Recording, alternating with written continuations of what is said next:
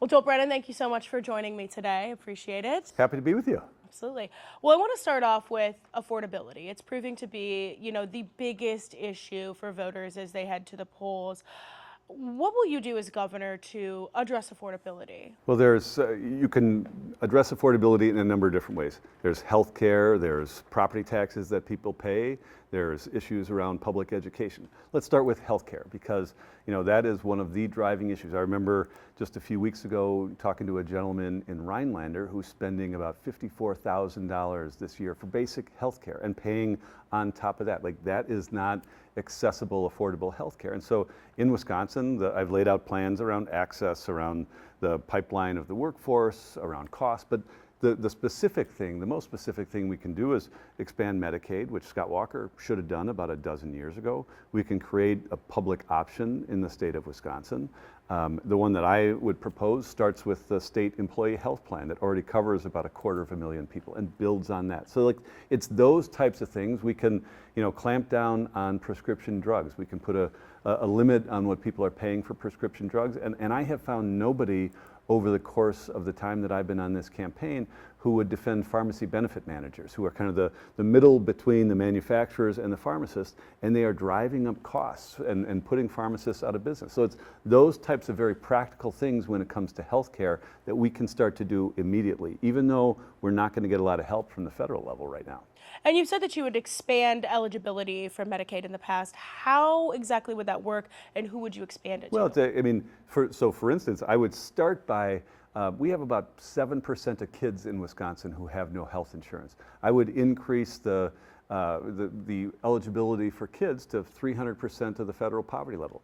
Start with ensuring every kid in the state of Wisconsin. Seems like a value that all of us could share that we could do. And then beyond that, you start to look at how do we expand the eligibility from an income standpoint? How do we make sure that everybody who is eligible is getting access to health care? Making sure that we are doing all of those things to communicate with people in the right way, leveraging the federal resources that are still there. Unfortunately, at the federal level, they are taking about $800 billion out of Medicaid over the next decade. They are pushing people off of food share benefits and things like that. But there are still resources that are available. We need to make sure we are as aggressive as possible in leveraging those federal resources wherever we can. Yeah, I think that's kind of the question, right? A lot of your opponents have said they want to expand Badger Care, Medicaid, but with the federal cuts, how do you go about doing that to maybe increase revenue or something along those lines? Yeah, and it is still a situation where it is still useful and valuable for us to do. It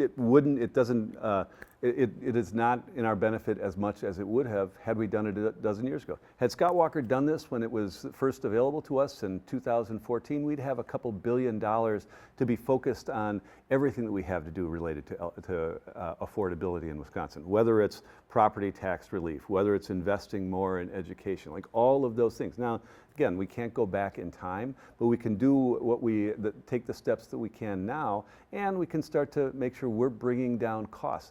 One of the things that is a big challenge that I have found going around the state is in the rural parts of the state, access to health coverage is really one of the big challenges. Wisconsin has 72 counties. In 27 of those counties right now, you can't find a practicing OBGYN. For maternal health, for basic women's health, for delivering a baby, for well baby care, this is the Wisconsin that we live in 2026 with more than a third of the counties without that basic health care. You can't be the Wisconsin we want to be unless we start to deal with those things. So it is on all of those levels that we need to make sure we're investing in the pipeline when it comes to healthcare and actually putting people in those places, because we all know when you have an opportunity to go and put roots down in a community, then you stay there. If you train there, you will stay there. And those are the types of things we have to do as a state. Speaking of education outcomes have been getting worse in the state of Wisconsin. How do you plan to better education and better educational outcomes? Yeah, so first of all, the outcomes that we have right now are unacceptable. They measured recently nationally how states have done in recovering from COVID on math and on reading. In math, out of the 38 states that measured, Wisconsin finished 33rd. Out of 35 states that measured in reading, we finished 30th. Like, those are not things that in Wisconsin we should be proud of or we should tolerate. And I'll tell you, one of the things that has happened is over the course of the last several years, we've pitted property taxpayers against kids in community after community. There were 72 school districts that went to referendum this spring, 60 for operations, just to keep the lights on. Like, that is the state not upholding its responsibility. So what would I do about it? There's a school funding formula that's been in effect for the last 33 years. Didn't work well in 1993, and it doesn't work now. A model that says every kid, regardless of where they live, has a certain value, and you build on from there for urban poverty, for rural poverty, for special needs, for English language learners, having the state reassume its 2/3 commitment to public education. That would bring down property taxes at the local level, but also start to get us to a point where we can ensure better outcomes and making sure that kids and teachers and classrooms have the resources that they need. What do fully funded schools exactly mean? Is there a dollar amount? Because to my understanding, it's roughly $18,000 per kid right now or something like that. Yeah, and you see lots of numbers thrown out, and I have had my friendly competitors in this race throw out that notion of fully funding education. To me, what fully funding education means is outcomes that don't put us in the bottom when we compare ourselves to other states. The outcomes that afford us the chance to have kids coming out of high school workforce ready, because there are many more who are choosing to do that. If they're not going, having them able to go to technical colleges, making sure that we are doing things where we still are making the most use of the university system here. Like, that is what fully funding means to me, getting outcomes that are tolerable. And it also just doesn't mean K-12 education either. We have a crisis in early childhood education in Wisconsin.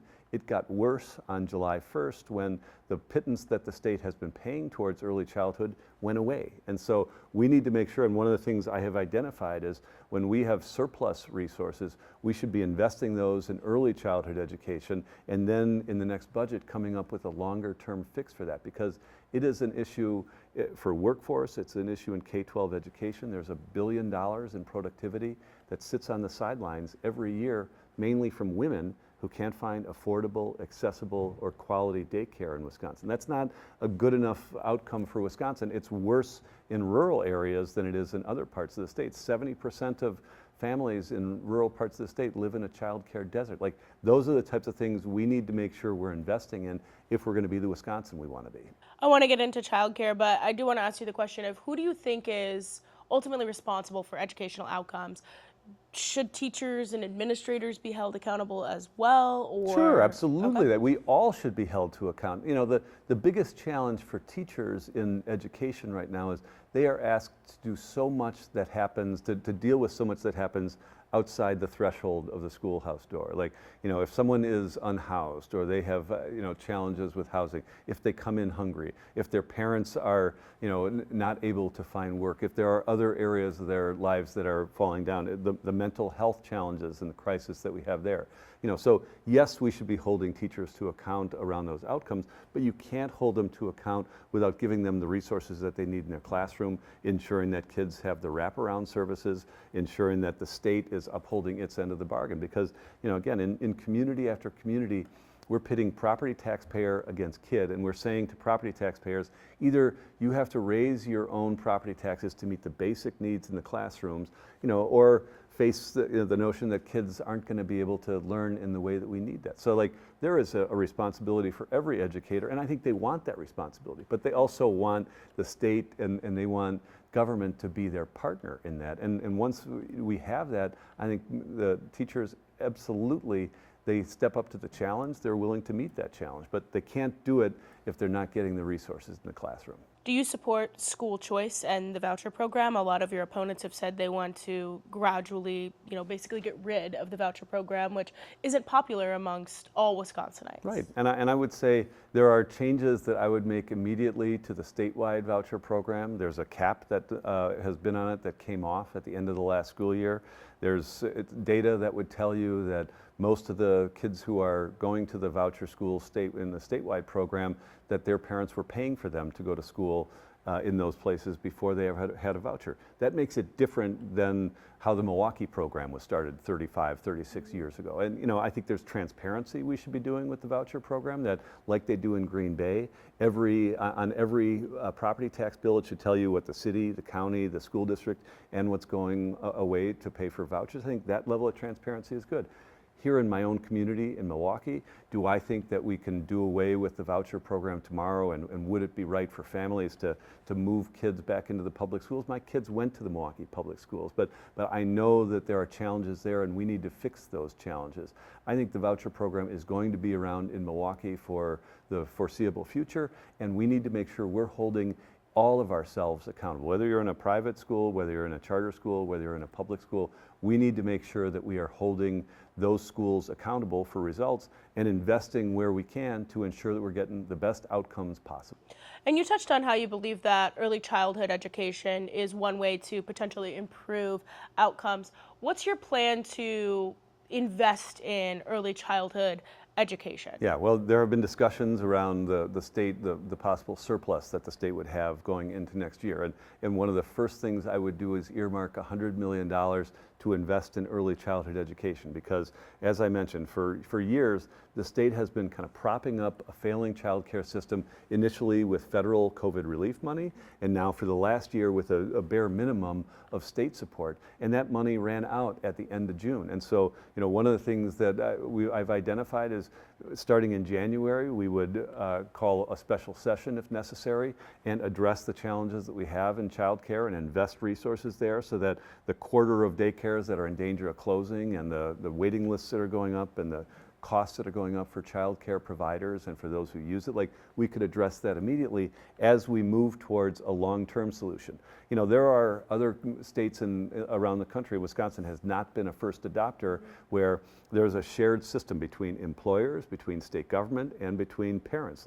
We can cap the amount that a family is paying at 7%. Right now, in places in Wisconsin, it's like 22% that people are paying for childcare. And that, in addition to your other costs, make it impossible for you to even think about buying a home or investing in your community. Those are the types of things that we can be doing immediately. We need a long-term solution when it comes to childcare, and that would be one of the priorities I would put into the next budget. And I know Vermont is kind of referred to a lot. They have this payroll tax, employee, kind of shared cost. Is that something you would be interested in? I have looked into that. In Vermont, it's a 0.44% payroll tax, and the businesses in Vermont actually pushed for that. In Wisconsin, I think that would raise about $900 million annually. And if we did that, we could make sure that child care is universally affordable. We could also invest in things like paid family and medical leave, which is something that, that you have families that somebody has to decide whether they're going to, lose their job or take care of a sick or injured loved one at home. So there are ways that we can do that. But I think part of the way you get back to people believing in government, believing that government has a place, is saying, if we do this, this is going to be the outcome. We will have this impact on workforce if we invest these resources. I think those are the kind of practical solutions that people are looking for from their leaders in Wisconsin. You touched on this a little bit, but I'm hoping you can try to share with me, how do you plan to lower property taxes while also fully funding schools? Yeah. Well, right now, if you look statewide, Wisconsin is paying less than 50% of the property tax bill. And really, there are only, there are three different sources. The federal government, you've got local property taxes, and state government. The federal government is in some ways pulling away from its responsibility and obligation, but the state has in the past looked at taking on 2/3 of the cost of public education in Wisconsin. And if we did that, automatically that would lower property taxes, because what we're continuing to do is burden local communities, and we have also capped what they can raise through their own property taxes. So what they are continuing to do time and time again is have to go to referendum and raise their own taxes every few years in order to pay for operations. And so, this is when I talk about that tension and pitting property taxpayers against kids, it's happening in community after community. I went to a meeting in Hustisford in Dodge County a few months ago, and this was the third time that they were trying to go to referendum to meet the basic needs in the classroom. And it was a community where I watched the people who, wanted their kids to have the right education and people who were tired of seeing their property taxes go up. It failed again in April. That district is now looking at dissolution. And so, these are the types of things. We are at a critical juncture when it comes to even having school districts be able to continue. Where does that additional funding come from out of the budget, though? Well, there are ways. We are spending, here's an example. We are spending about $400 million on the manufacturing and agricultural tax credit in Wisconsin. If we capped that or brought it back to where it was in previous administrations, we could be able to save a couple $100 million there. In Wisconsin, we are an island where other states around us have legalized marijuana, they've taxed it and they've regulated. Like, that's a way for us to get additional revenue. But we have in the last biennial budget, it's $110 billion. And budgets are about value statements as much as they are policy documents. And so can we find several $100 million more for education in a $110 billion budget? I think we can. I think we must. Here's a situation that people in Wisconsin should know. We spend about $100 per capita more on incarceration than our neighbors to the west in Minnesota. Relatively the same size state with the same crime rate, and we have about almost three times as many people incarcerated in state facilities as they do.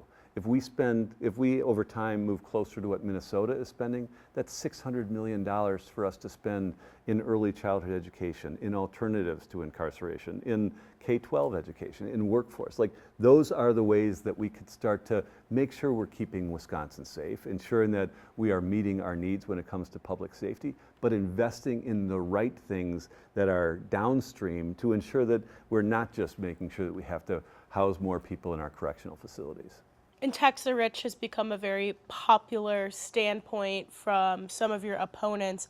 Where do you stand on that? Well, I think if you make over $1 million in Wisconsin, that you having to pay a little more is something that is absolutely fair. But I also believe that if our future is going to be stronger and better for Wisconsin, it's not just going to be based on taxes and penalizing people for doing well. Like, they should absolutely pay, a fair amount, and we should try to lower taxes for the middle class, as has happened in the Evers administration. I was proud to be part of some of those efforts.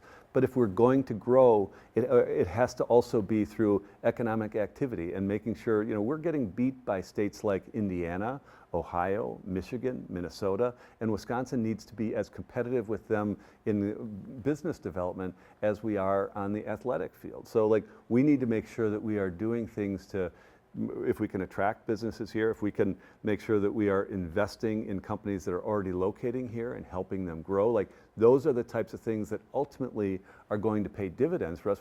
Hey, I'd be for creating more millionaires in Wisconsin. If they have to pay a little bit more, but let's have more people have those opportunities. But it's not just millionaires. We need to create more people who are making a minimum wage that is $15 or $20 an hour. We need to make sure that at every level we are increasing people's success and increasing that step ladder towards them being able to understand that they can have part of the American dream right here in Wisconsin. And some argue that data centers are an economic driver, not just here in Wisconsin, but across the country. Do you support a moratorium on data centers when there is this conversation that they're a large portion of the economic growth in the state of Wisconsin? Sure. And when others talk about a moratorium, they say, well, we'll do nothing for a year. Here's what I have said, that I think we should not approve additional construction of data centers. I do that on my first day in office, but I take the first 100 days and pass legislation in conjunction with the legislature that puts the appropriate guardrails on data centers. I don't think people are looking for us to do nothing over the course of 6 months or a year. I think they want to see action. I think that's what makes people angry, is that Wisconsin got into the data center game.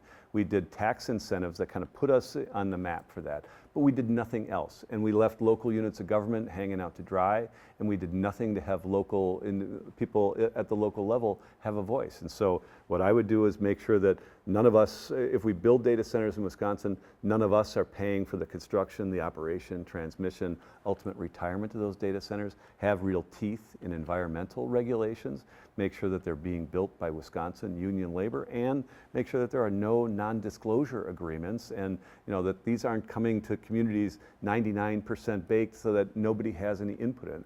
There will be places that data centers get approved in Wisconsin. There'll be places where communities don't want them, and that's entirely appropriate. But everybody's got to know where the bar is set, and right now it's like the wild, wild west. And I hold state government responsible for that, because there has been no action to ensure that people at the local level see that there's a pathway for them to have input.